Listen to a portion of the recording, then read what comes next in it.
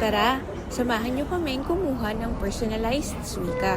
Ganito lang pala siya kadali. Una, pumunta kami sa kahit saang JR East train station.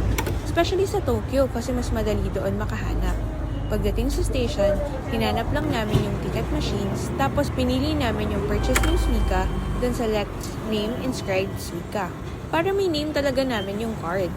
Mag-enter ka lang ng details mo, name, birthday, gender, at contact number. Madali lang siyang masundan sa screen. Next naman, pipili ka kung magkano yung desired load amount na gusto mo. Usually, 2,000 yen ang pinipili namin para okay na sa first few days. Also, merong 500 yen deposit ang mga IC cards.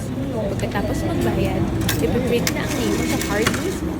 Pwede mo na siyang gamitin sa trains, buses, vending machines, lockers, at convenience stores like 7-Eleven, Family Mart, and Lawson.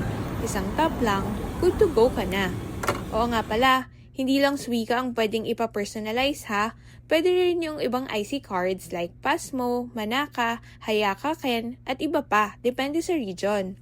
Save nyo to for your Japan trip at follow for more Japan travel tips. Bye-bye!